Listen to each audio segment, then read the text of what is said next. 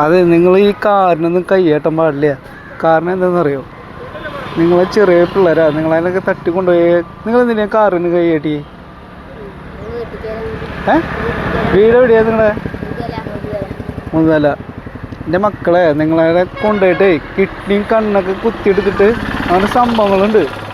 നിങ്ങൾ പരമാവധി നടന്നു പോവുക, അല്ലെങ്കിൽ ബസ്സിന് പോവുക. ബസ്സിന് പൈസ വന്നിട്ടുണ്ടോ അച്ഛനമ്മയും? പിന്നെന്തത്, പേനാണോ അതോ മിഠായിയാണോ? പേന.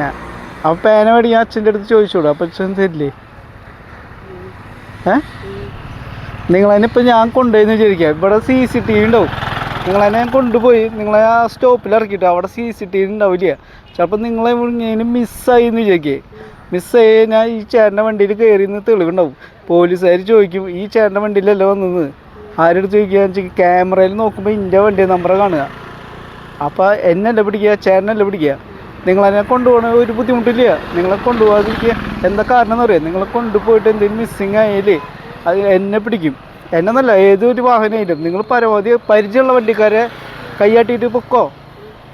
ഈ പരിചയമില്ലാത്ത കാറൊന്നും കൈയാട്ടില്ല കേട്ടോ. കാറിലൊക്കെ കൊണ്ടുപോയി നിങ്ങളെ മയക്കി കെടുത്തിട്ട് കൊണ്ടുപോകും.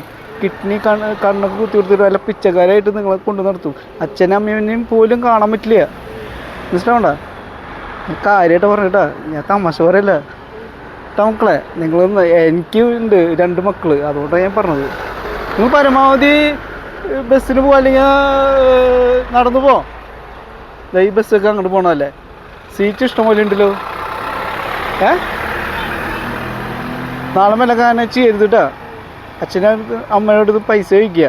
പാനയ്ക്കുള്ള പൈസ വേറെ മേടിക്കുക, ബസ്സിനുള്ള പൈസ വേറെ മേടിച്ചോളൂ കേട്ടോ. ഓക്കെ, ഇന്ന് ഞാൻ ഇപ്പോൾ കൊണ്ടുപോകാം. നാളെ മേലൊക്കെ ഞാൻ അതിനെ കയറരുത് കേട്ടോ. ഓക്കെ, നിങ്ങൾക്ക് നല്ലത് മാത്രമേ ഞാൻ പറഞ്ഞത് കേട്ടോ. ഞാൻ പൊട്ടൊന്നും പറഞ്ഞിട്ടില്ല, നല്ലത് മാത്രമല്ല ചേട്ടൻ പറഞ്ഞത്. അപ്പോൾ ഇതൊക്കെ നിങ്ങൾ പോയിട്ട് കുട്ടികളോട് പറയുക, പരമാവധി നിങ്ങൾ ബസ്സിന് പോവുക.